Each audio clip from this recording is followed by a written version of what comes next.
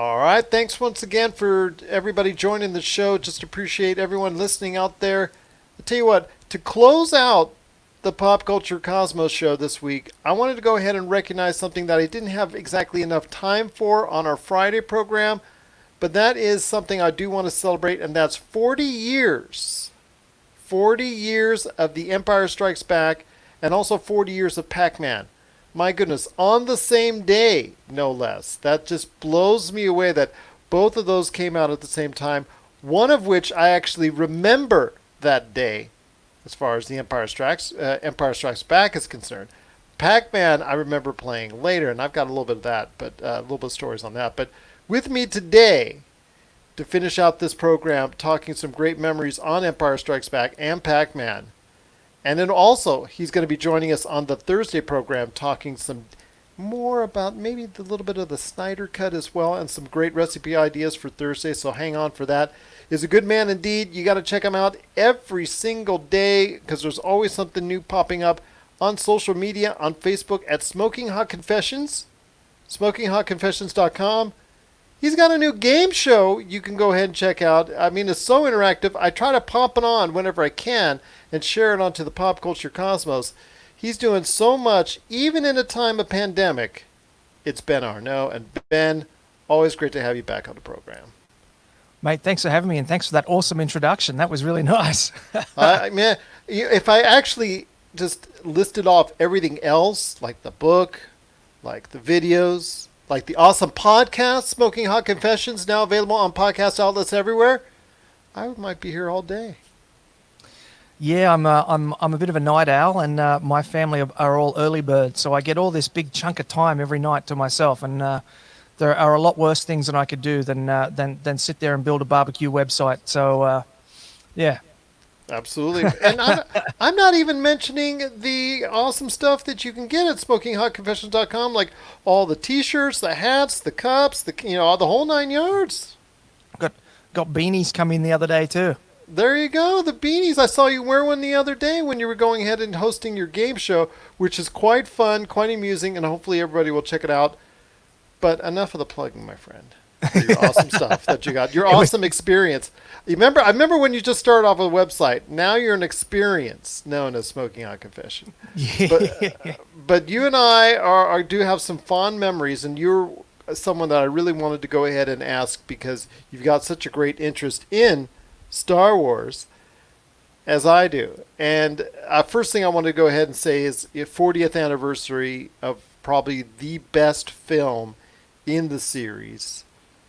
And I'm sorry, it's not even close with A New Hope or Return of the Jedi or anything else that's come out in the Star Wars series. And that's The Empire Strikes Back. It's so universally loved, so universally thought of as the best of the bunch. What are your memories, before I go into mine, what are your memories of Star Wars, The Empire Strikes Back?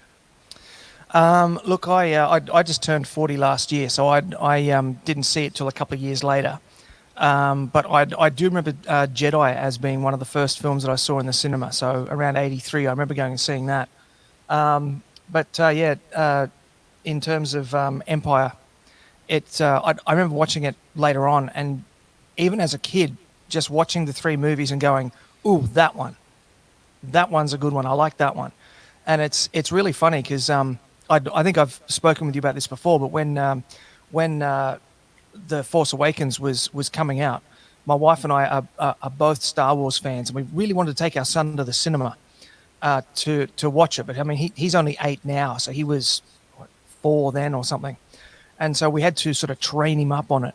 And so for one afternoon every weekend for 8 weeks beforehand, we watched one movie in sequential order, starting with that. We'll just call it that movie. Back in number 1, and then working all our way up to Return of the Jedi, and then into Force Awakens.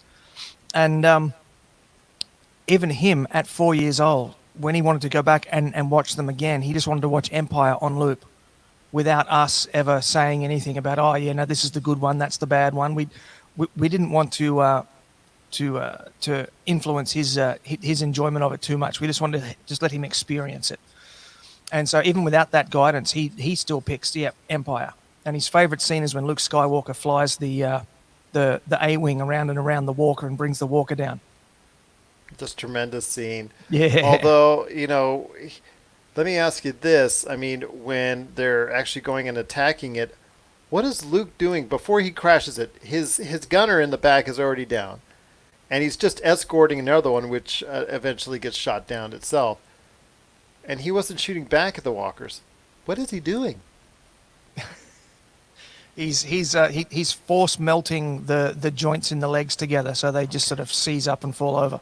Fair enough. But it is such a tremendous movie. It's on my all-time list. Yes, I have actually, since I am 51, I do have memories of it. Actually, 40 years to the day that I actually saw it on the first day, the first showing. When I was 11, I did not know I was going to see it, and I had just seen on CBS about a year or so beforehand, to the best of my recollection, Star Wars. I had not seen it in the theaters. I would have been too small. My parents weren't really into it. But my sister's ex-husband at that point in time, he grabbed me at 3:30 in the morning. I almost thought it was a kidnapping per se, but he said, "Come on, let's go." I said, "Go where?" I'm thinking I'm a kid at that time. So, "Go where?" "We're going to go see Empire Strikes Back." And I was like, "Oh yeah, let's go." So I got down there, 4 o'clock in the morning, 4:30, whatnot. We're there in the line, and the line, we were probably about 30, 20, 25, 30th in line. That's no big deal.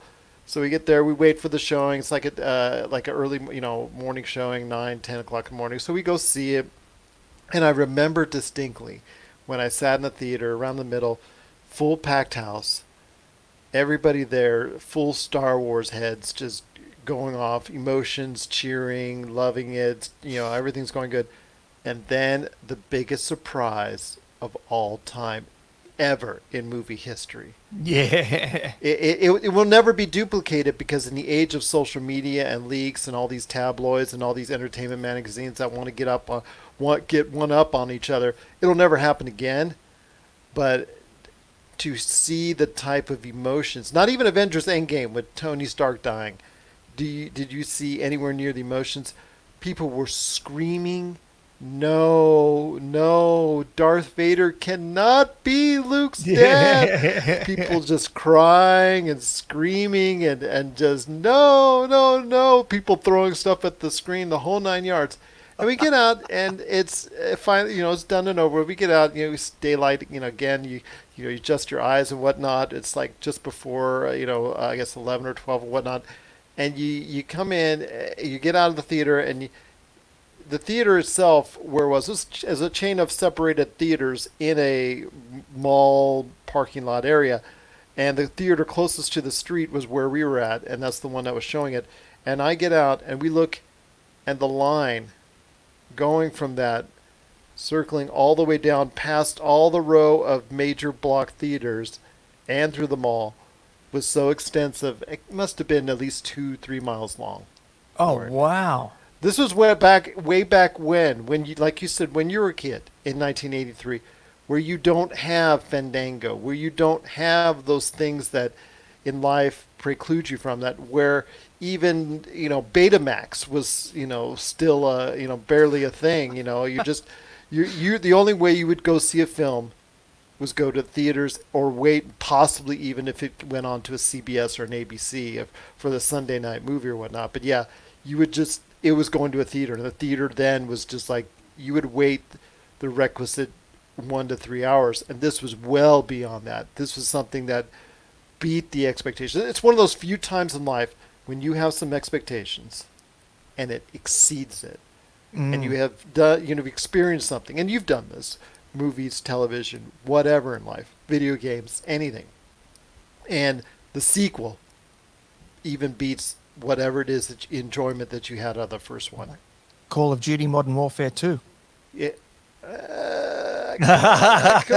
that one I might kind of argue with you on. Warfare, okay, no Russian. There you go. That's the controversial scene there in Warfare 2. But Modern Warfare was pretty darn good. But Yeah, it was. Yeah. I'm sure they're going to remake Modern Warfare 2 at some point in time. I think that was next on the list. I think so. Yeah, yeah, Yeah, yep. because they were Activision was pretty successful in Modern Warfare. But anyways, Mm. need I digress? I mean, Yeah, yeah. just Empire I got Strikes a question Back. for you though. Yeah. That 2 to 3 mile line, long line that you were telling me that you were walking past. Did you do the Homer Simpson thing and walk past, going, "Oh my God, could you believe that Darth Vader is Luke Skywalker's father? Oh my God, I'm so shocked." I've seen that episode. Yeah, no, I didn't. I just thought it was, I was all wide eyed and just say, "Wow, this was great. This was awesome. This was fantastic." And then, like I said, my eyes shot around a corner of where it was played out, and I saw this seemingly never-ending line that was just waiting, right there in Southern California, just going and extending like I've never seen before. I've rarely seen a line for anything in my life that exceeds it. Maybe if you were to think maybe you have a parade or something like that, maybe you would something like that. But it's just, yeah, it was just mind-boggling, that kind of experience, and I probably won't ever see anything close to it again. Well, see, I think I had quite the opposite experience when I went to watch The Phantom Menace. So that was 1999, I think that would have been. And we went to the cinema. We waited in line for about 3 hours. It was a midnight showing over in Australia because they had the times lined up that way. So we waited in line for 3 or 4 hours, and you inch forwards, inch, and everyone's all dressed up in all different outfits and all that sort of stuff. And it was the complete opposite. Everyone started cheering at the start, and by the end of the movie, everyone was walking out going, "What the hell was that?" Truly disappointing because they were so excited because there was that gap Yeah. of when we figured we were done. Everybody just kind of disregarded the episode 4, the little small episode 5, and episode 6 as you saw the crawl on there. They just disregarded. They just thought that was the Star Wars trilogy. But then you hear that this Phantom Menace is coming out, and your expectations are going, "Oh my gosh, more Star Wars! I can't wait!" And yeah, like I said, I came out of the theater in much the same fashion. Yeah, yeah, yeah. Nothing. Even the new trilogy really doesn't compare to that first trilogy, the 4, 5, 6. No, Just and just fantastic storytelling, yeah. and like old special effects, but still really believable. They still hold up today. They still look really good today. I think a lot of CG looks over the top today. It's like they do things because they can, not necessarily because it's going to look real or look right. Yeah. But yeah, like it's still one of our most enjoyable films to watch today. When it comes time to have a movie night, there's always an argument: do we watch a new film or do we watch Empire There you for go. the 700th time? So Well, we would just wanted to wish Empire just truly incredible 40 years, and I'm looking for many more years to be recognized as the best that Star Wars has to offer. It is that one of those few films in a trilogy that makes actually both parts 1 and 3 better and more cohesive after you watch number 2. It not only builds upon everything that number 1 is, it's a great movie in its own right and helps set up number 3 even more. So yeah, it does everything you wanted to do as a sequel. So it's just a tremendous thing. Happy 40th. Speaking of happy 40th, wanted to go ahead and mention something that came out also that day, but I didn't know at the time. I should have. Maybe it was at the arcade when I walked on by after seeing Empire Strikes Back. But that was you just Pac-Man. couldn't see the new machine through all the line of people that were trying to get into Star Wars. Exactly. And that was Pac-Man, my friend. Pac-Man, you know, is forgotten now in the age of Fortnite and the age of Apex Legends and so many other things that are out there right now. And everybody's talking PlayStation 5 and Xbox One Series X, and they're talking about all that.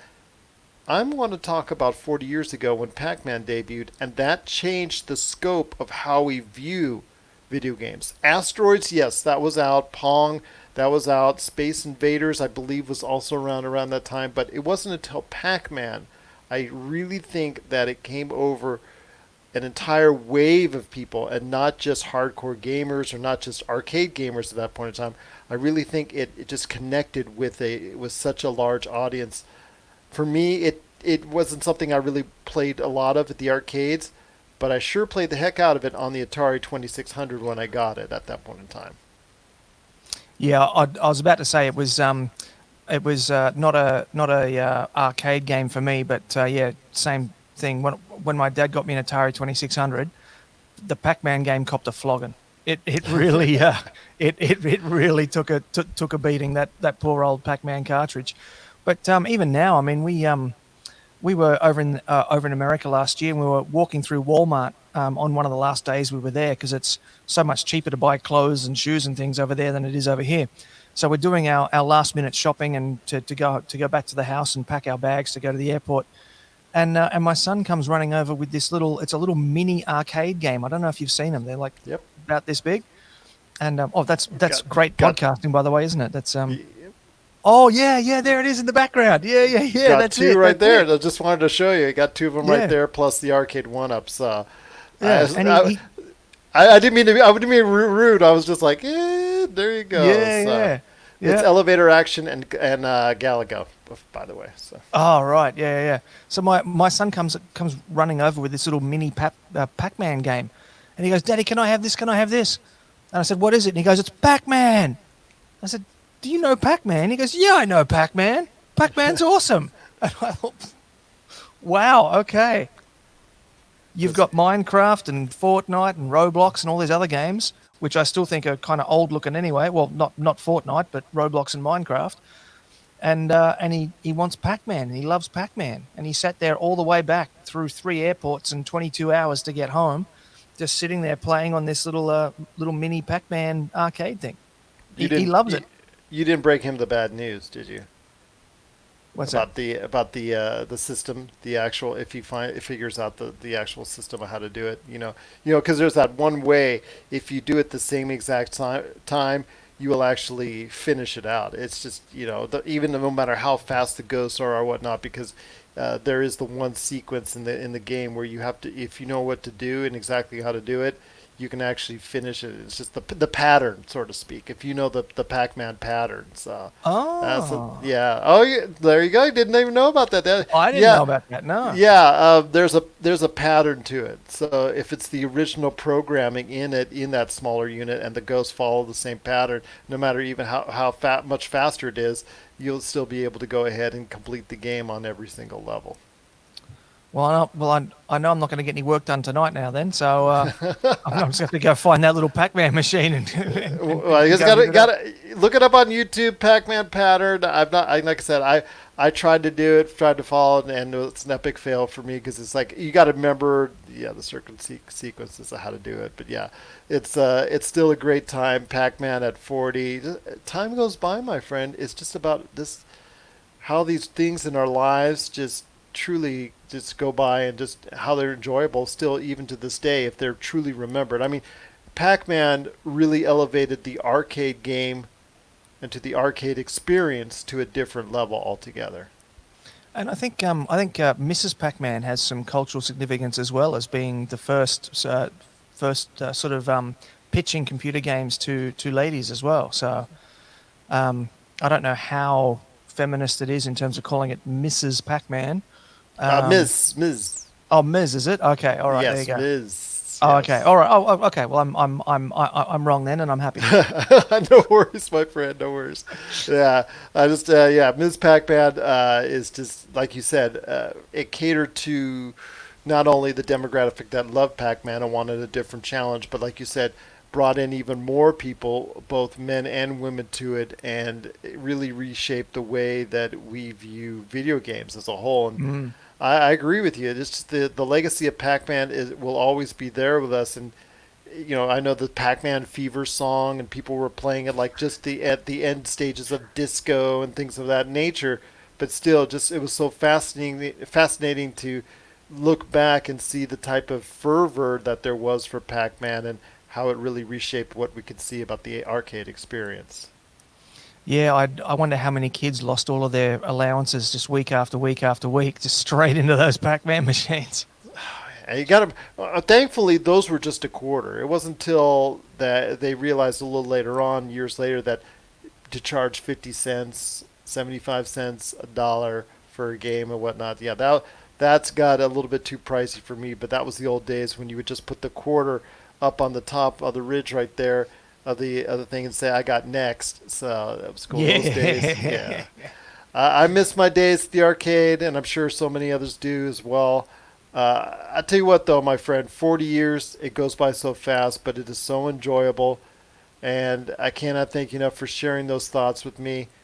But while I have you here, and once again, I'm on with Ben Arnot from Smoking Hot Confessions. You got to check out his entire experience, starting with SmokingHotConfessions.com, Smoking Hot Confessions, the podcast, available everywhere you get your podcasts, his book, all of his videos, and of course, his new game show, which you can check out at Smoking Hot Confessions on Facebook. All that great stuff going down, and of course, his merchandise as well. But before we go into more about Smoking Hot Confessions, I want to talk to you about, I'm sure you caught the news already, about Justice League, a movie that we've talked a little bit about as far as within the DC realm, because you are a comic book aficionado and someone who's very invested as far as into the movies that they've created and spawned off of. The Justice League is now coming to 2021 to HBO Max with a original cut from Zack Snyder, who is the director for most of the actual Justice League, but he's got enough footage for possibly even as much as 6 episodes to make into a 6-episode series. So I want to hear your thoughts. Oh, wow. Yeah. So I mean, it's either going to be a 4-hour movie or 6-episode thing.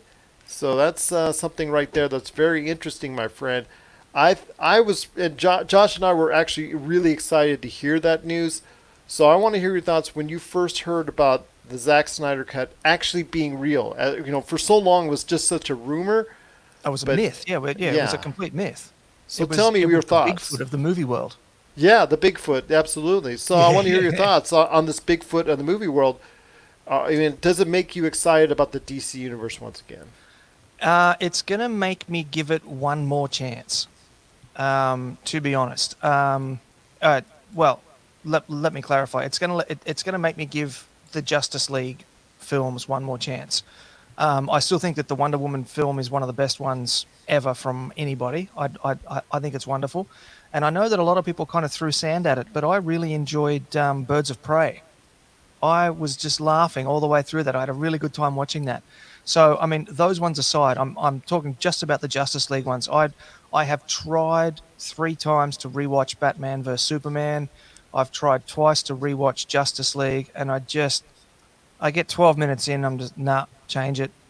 But I will give it like a good go. If Zack Snyder is able to get it out and we actually get to see his original vision for it, then it could be interesting. But a 4-hour movie or That's 6 something 40-minute episodic. episodes. Ooh, I think I'd probably almost take a part 1, part 2 movie, like 2-hour movies. But Interesting. yeah. I don't know that I could sit there for 4 hours. Like, I mean, it's at the end of the day, it's still going to be Justice League. It's not Braveheart. But I just realised that like half your audience now is just going to be screaming at me through their earbuds. No worries. But no, I mean, you look at something like The Mandalorian and just how good that was as a TV show, but that was designed to be done that way. And I think taking a 4-hour Justice League cut, and I mean, it also depends on how much budget they're going to put into polishing it up, because a lot of those cut scenes aren't going to have already been finished. Yeah, they're putting about 20 to 30 million. They're not adding new scenes. So the actors, we thought the actors were going to be brought back because all of them had given their approval to come back. But it looks like it's just going to be, like you were talking about earlier when it comes to CGI, green screening, CGI, music, scoring, dialogue changes. That's what's going to be done and changed to the added scenes that were left on the cutting room floor. There's not going to be any extra shots in particular. They're not going to bring like Ben Affleck in to shoot extra scenes or anything like that. So that was a rumor that was going to happen, but it was quickly shot down. So that part I'm a little bit sad about. I'd love to see, all the different members of the Justice League get together to shoot some more scenes, but it looks like, according to what we hear from Zack Snyder, he will still have enough to provide us, despite the fact that Warner Brothers said, you know what, we're just going to limit you on exactly what you can do with this cut. Yeah, that'll be interesting. So I guess 20 to 30 million. I mean, what was Justice League the first time? 2.5 hours. So they're going to add almost half. They're going to almost double it. I don't know if that budget's going to be enough to bring the new bits up to the same level as the old bits. You know what I mean? Yeah. So that'll be interesting. It's a bit of a cause for concern. But I'm going to throw a question back at you. If we're going to see the Zack Snyder cut of Justice League, are you interested in seeing the director, David Ayers. His cut of Suicide Squad with all the Joker stuff back into it? Would you be interested in seeing that? I guess I would. Suicide Squad. See, I'm one of the few that give Justice League I'm not giving it a passing grade, but I say on a scale of 1 to 10, I've always said that, around a 5, 5.5, whatnot. So for me, it's watchable enough. But and I've been roasted for it too. But Suicide Squad, because of Cara Delevingne or Divine or basically the antagonist in the movie, her role was just god awful. I don't know how you're going to be able to sugarcoat that. But yeah, I wouldn't mind that happening if David Ayers gets a chance to go ahead and make a Ayers cut of the Suicide Squad. I mean, I guess if this is a hit on HBO Max, then that's going to open up a lot of things as far as not only for that, but also as well. Yeah, for more Justice League movies, perhaps, or Justice League episode series, or things like that. I have a feeling it will, because if it's a big hit on HBO Max, they need all the content they can get, and an Ayers cut could be something that they say, you know what, we'll go ahead and do that too. Although for me, I don't think they can make that as pretty. They can pretty that up as well as they could the Justice League. No. It'd just be nice to have a consistent theme running through the and style through that new Justice League. Well, and that's the thing. That's why Josh and I are so hopeful for its success, is because I want it to reignite. We both do want it to reignite the DCEU. I mean, Wonder Woman was a great movie. Was a very good movie. Excuse me. Also, Aquaman was a very fun movie. And that was good. Yeah. The Batman, Joker. All these movies that are coming out, that's great that they all come out, but they're all standing alone. They're all standalone movies. They're all movies that they don't have a goal or an infinite mission at the end. And, people have said, well, why do you want to copy what Marvel's doing? Marvel sets the bar here with whatever they've done in the Marvel Cinematic Universe. Set it even higher. If you want Darkseid to be your ultimate baddie, that's fine. You can do that all you want, but it makes much better. It makes much more sense to me if you have the Shazams, the Black Adams, whatever movies are going to come out, all tie in together, and not just with a Wonder Woman's going to make an appearance on the next Aquaman or something like that. Make it give them a reason to all exist in the first place, because we no longer should be able to, as moviegoers, be able to just go ahead and say, you know what, I'm going to go watch this movie, but there's no real goal. There's no real incentive for me to go ahead and watch every single movie if I don't want to. I mean, with you and I talking about the Marvel Cinematic Universe so long, it always seemed essential that we needed to at least check it out, no matter how differential we would think of a movie is, or how good a movie we think it is in the Marvel Cinematic Universe. We always had to check out each one to make sure where it ties in. And that's the way the DCEU should be, is because you give it an ultimate goal, an ultimate endpoint, some effective way to do it. And the Justice League, for me, was that, hopefully was going to be that end thing. But unfortunately, it was just so bad to get off to such a rocky start. I can understand why they stopped it, but to have these movies continue like this, where there's just one shot after one shot with a sequel, it just seems so very self-contained. Yeah, yeah. Well, I got two thoughts that I want to throw out there. For me, the biggest difference between the Marvel Cinematic Universe and the DC universe is the storytelling. So Marvel, we had everybody's story, and we were invested in every single character before we saw them come together. And when they did Justice League, I mean, where did Cyborg come from? He had about 22 seconds worth of backstory in the Justice League film, and that was it. And I think that given the modern society that we're in, where we're all like half a step away from being a cyborg now with all the technology that we've got like around us, um, you know, he would be a really relatable character if they had built him out. And as it is, Justice League's come and gone. They've announced that they're not going to do any more work with Cyborg. At least that was the last thing I read, was that they weren't going to do any more, well, with that iteration of Cyborg. I know there's a Cyborg in Doom Patrol, which I love. Doom Patrol is fantastic. Um, and I don't care. I don't care that they're not doing any more with that Cyborg character, and I should care. Yeah. I should care. Like he was part of the Justice League. I should care that I want to see more. It should be the same thing as like, well, we want a solo Hulk film, rah rah. Like, where are the people jumping up and down going, we want a Cyborg film? And it's because they just didn't do the storytelling, and just nobody cares.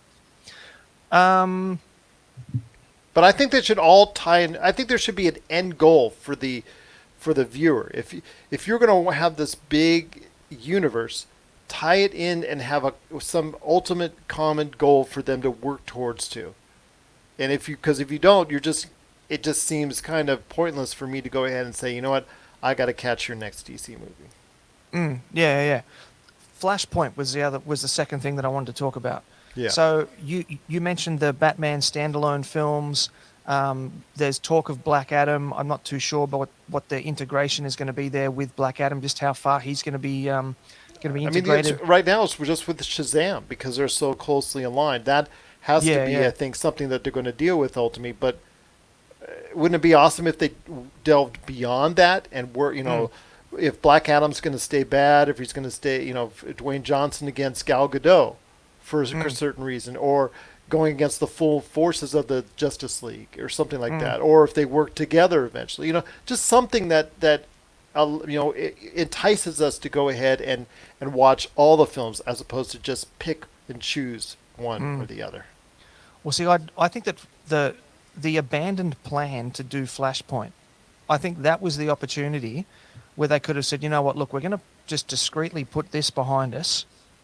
We're going to make these new standalone films with the new vampire Batman, and I don't know how they're going to shoot his shower scene because his skin's all just going to sparkle and but that was their opportunity to sort of hit the reset button and bring in new actors in those characters and flesh out the storylines in the way that they hadn't done before. That was their out. That was their reset button. That was their chance to have another crack at it. And the last thing I read was that they're not going to do Flashpoint anymore.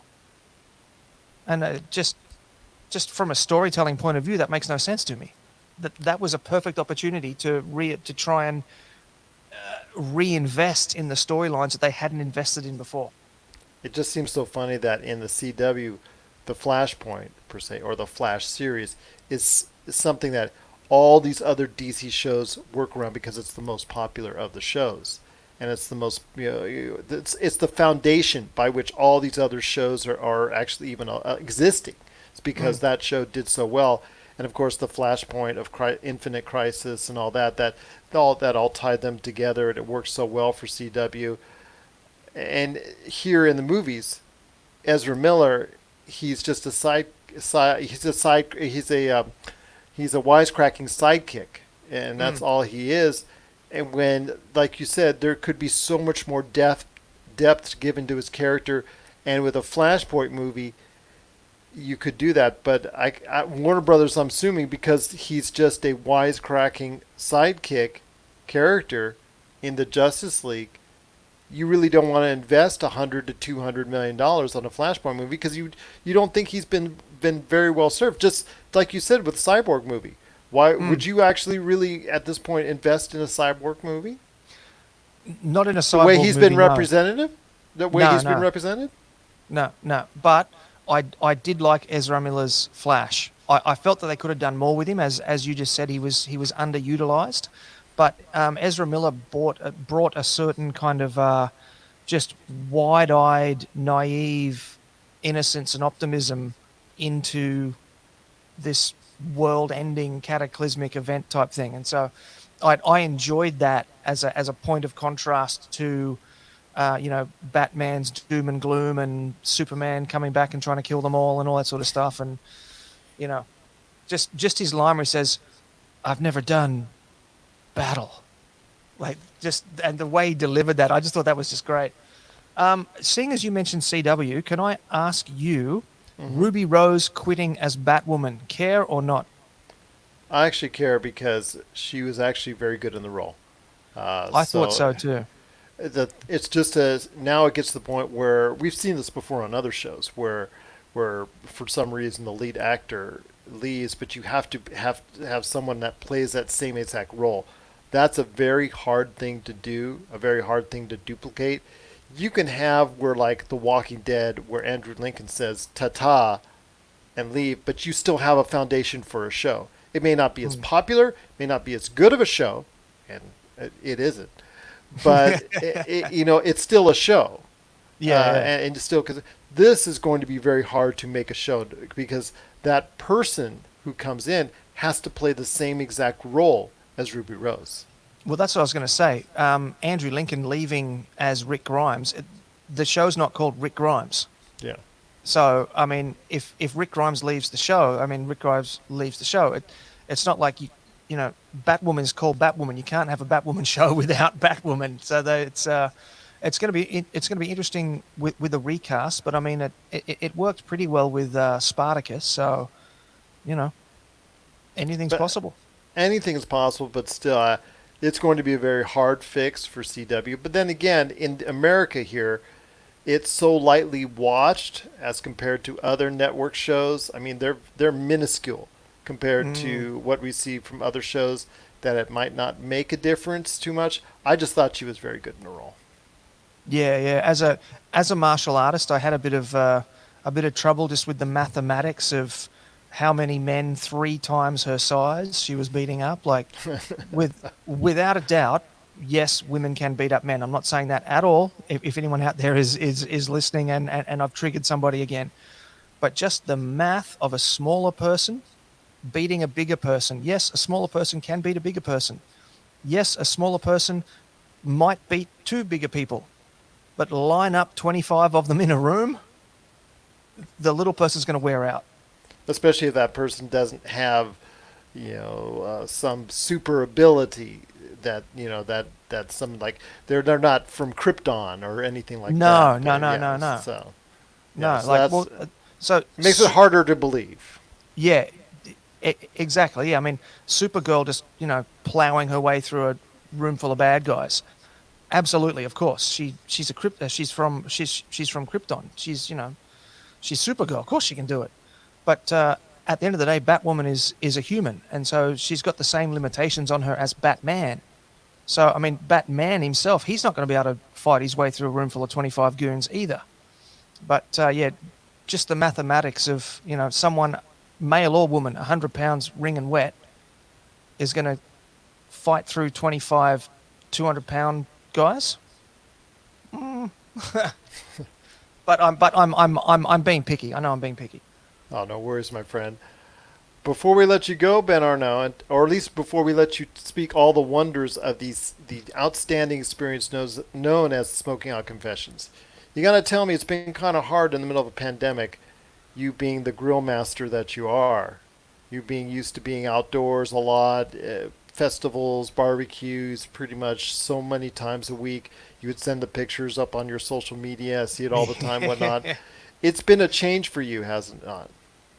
Look, it's been huge. So 2019, 26 fortnights, I was away from home for, I think, 20 of them. So it was almost every other weekend I was going out to a festival, working at a competition, doing live demos, cooking on stage, managing the overall barbecue stage, doing social media for these festivals, running around shooting video interviews, as you alluded to before. and then it all just came to a screaming halt. And fortunately, the landscaper's finally finished working in the backyard here. And so Hmm. they've built me this beautiful big outdoor fire pit. I don't know if you saw the photos of that. So I've been Yes. experimenting with that, cooking on that. And I've got a camp oven that my mother bought me years ago, and I've used it sometimes when I go camping. I believe in America you call them Dutch ovens. Yeah. In Australia, a Dutch oven has a completely different meaning. Um, I'll tell you what it is when we're off the air. Fair enough. Fair enough. So I've been having a lot of time. I've been having a lot of fun, spending time building fires in the fire pit, and practicing some outdoor cooking. So I've just recently published a beautiful beef and bacon stew cooked in this Dutch oven above a wood fire that I've built up and burnt down into coals, and it was just divine. I managed to grab hold of a couple of bags of like crawfish boil spice, which is really rare over here. And I just happened to go into a shop to find something else and saw it, and I grabbed it all. So I'm going to do like a mini seafood boil because it's going to be real hard for me to find crawfish here. So I'll have to improvise. And I think next weekend I'm going to do up a seafood boil out in the backyard over the live fire. Very And nice. oh, the good news was I did manage to buy a new freezer. So just before Christmas, our little freezer out the back died, and I had to throw away about $400 worth of meat, which was just heartbreaking. And because of COVID, I had to order a new little. It's a bar size freezer, chest size, not a chest freezer, but a bar size freezer. Took 8 weeks for me to be able to get this little freezer. So last weekend I spent all day Sunday. I brought out my big smoker. It's a big old offset smoker, traditional style, fire at one end, meat in the other end. And I cooked up a whole brisket, a giant beef chuck roast to make pulled beef, 2 pork collars to make pulled pork, and I did about a dozen chicken breasts. Oh, And I also got like a huge rib, like whole rib rack, ribeye rack, sorry, ribeye, and cut them into steaks myself. And I just absolutely flogged my vacuum sealer, absolutely whipped that poor thing silly, and filled half this freezer in one night. So we ended up with 4 meals of steak, 6 meals of brisket, 8 meals of pulled pork, and 10 of pulled beef, and the chicken, and 5 of chicken. oh my God. So it's all just vacuum sealed. It's been smoked in the traditional wood-fired smoker. It's got a variety of different spices on there that different companies have sent me to try out. And I'm going to be sort of trickling those photos out over the next couple of weeks. So that's going to be interesting to see that, because there's some really beautiful stuff come off that smoker that day. So And it's that's gonna be going. good That's stuff. going to. And that's going to be on Smoking Hot Confessions on Facebook. Is that correct? That'll be going out through. So the photos go through Twitter, Instagram, and Facebook. There you go. Got to get TikTok, man. TikTok. You and I have to go on TikTok. I'm already there.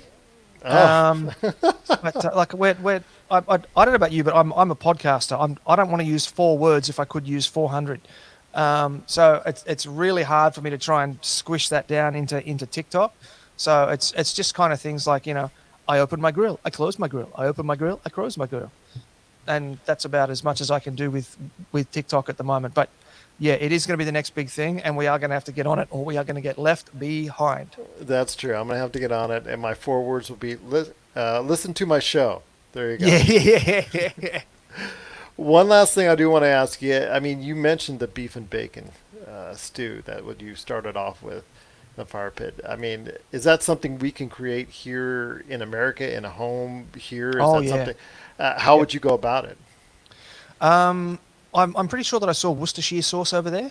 Yes. Oh yeah. Yes. Okay. All right. Very easy to Then get. Or then yes, at least definitely. before COVID, it was easy to get. So Oh, okay. Yeah. In that who knows case, now? easy as it was basically I went to the refrigerator, and the carrots and the potatoes, it looked like they'd been in there for a little while. They got chopped up, a couple of cans of tomatoes, a tin of tomato paste.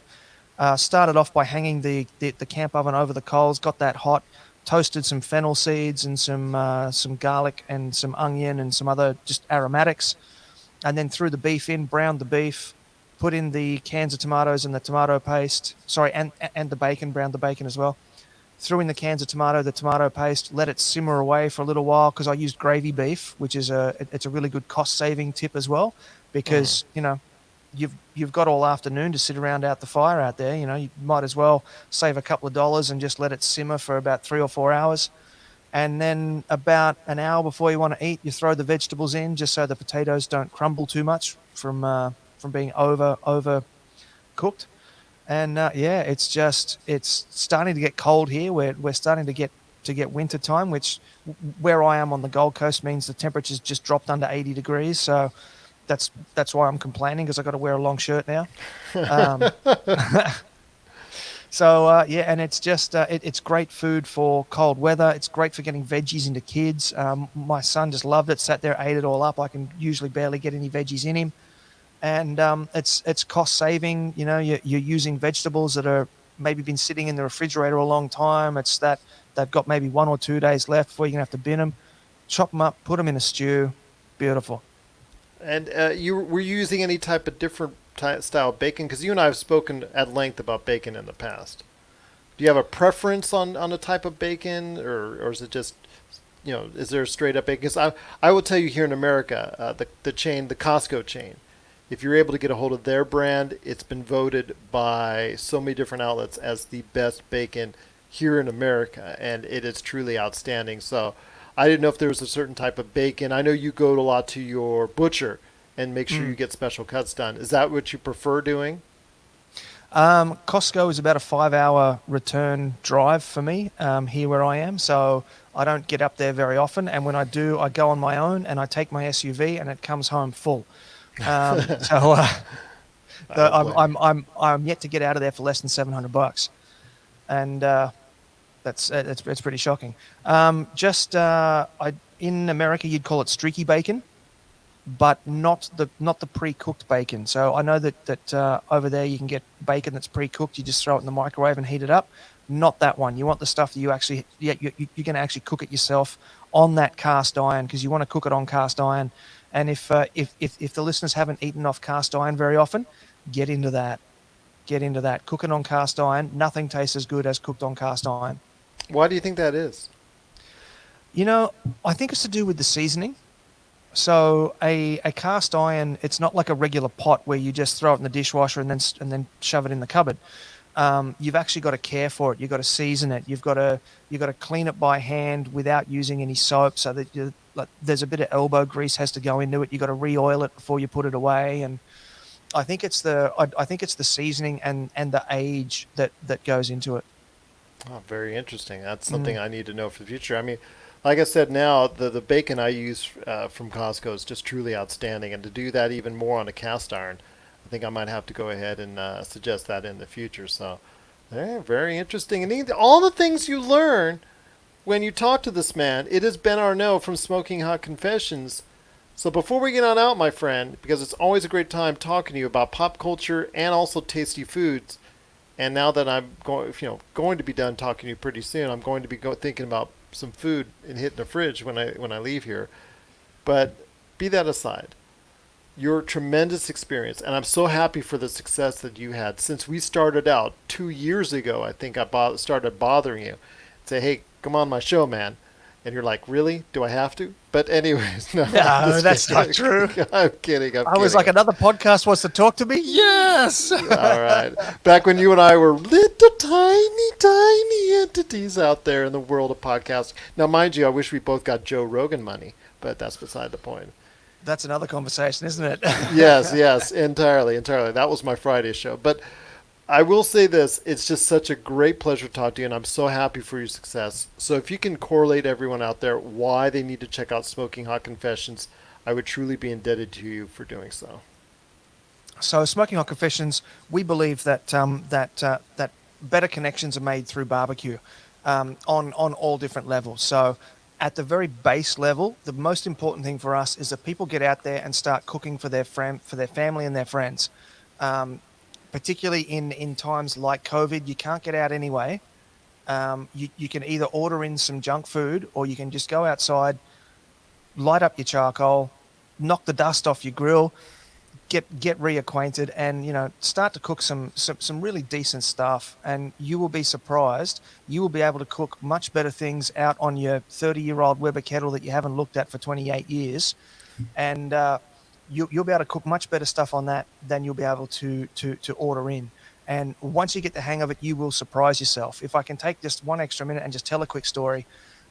Before our last trip camping, the night before we left, we went down the street to a famous steak restaurant down here. Everyone raved about it. Steak, steak, steak, steak, steak. So we went down there. It was $45 each for a steak. So it was pretty pricey. With the current Australian US dollar exchange rate, I think that's about $3.75 US. No, it's about $32 US. And so the next day we went out camping, and I had my camp oven with me, my Dutch oven, my cast iron. And we went through Costco on the way. We were talking about Costco before. We went through Costco on the way, and we picked up a bunch of steaks. And that night we got out to the campsite, built a fire, and I went to cook these steaks, and I went, oh, I didn't bring anything to cook these steaks on. What am I going to do? And I just improvised, took the lid off my camp oven, turned it upside down, and sat that on the coals. And it was a somewhat concave hot plate almost. Mm-hmm. And just let that get all hot, seasoned that with a little bit of oil, salt and pepper on the steaks, grilled them on the cast iron. And I tell you what, they were better than the $45 steaks that we'd had the night before at the world famous steak restaurant.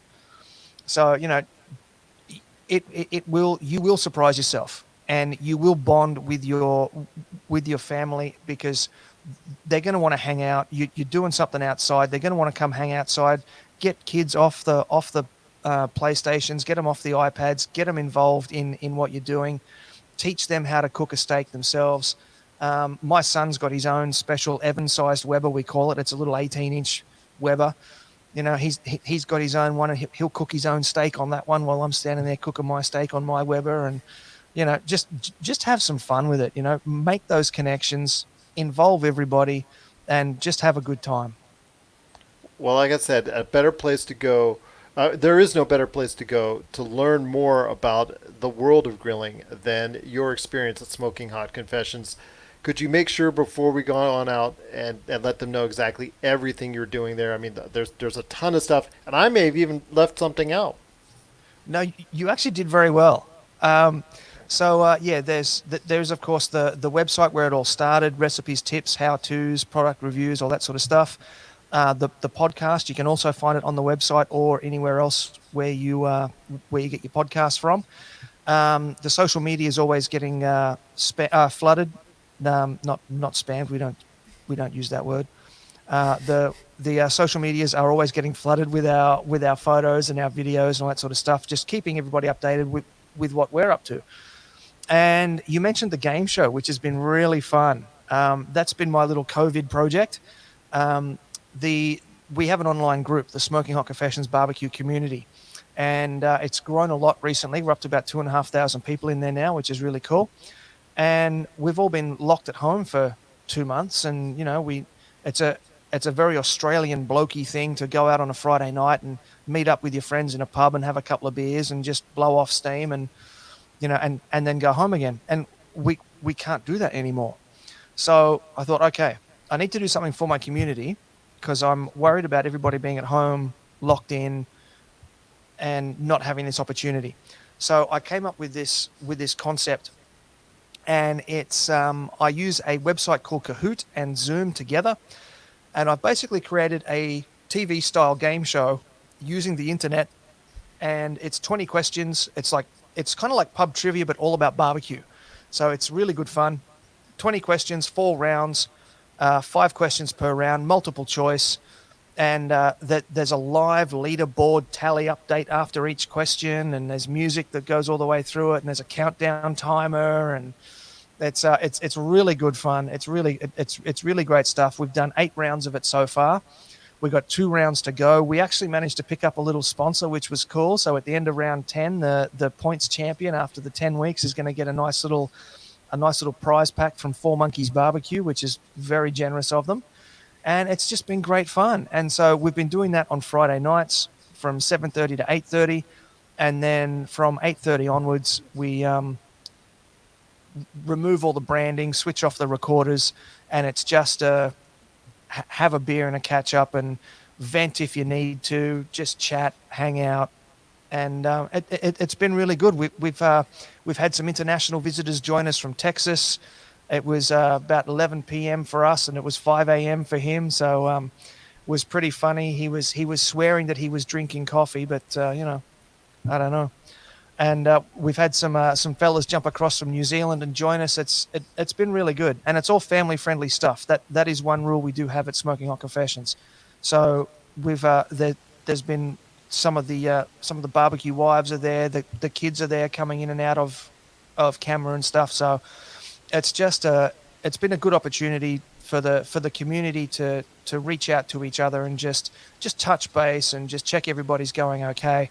And I think it's meant a lot to a lot of people, and I've had an absolute ball doing it. So it's actually the highlight of my week. So, Well, there you go. And then don't forget your awesome podcast as well. yeah, the podcast. Yeah, so we just turned 100 there just a few weeks ago, which was very exciting. So as with a lot of businesses, you've got to switch and pivot through COVID. So as you know, Smoky Hot Confessions had been a series-based podcast. So I would come up with a theme within the barbecue world. We'd explore that for 10 or 15 episodes, and then I'd go do something else for a while, and I'd give the podcast a break, and I'd come back.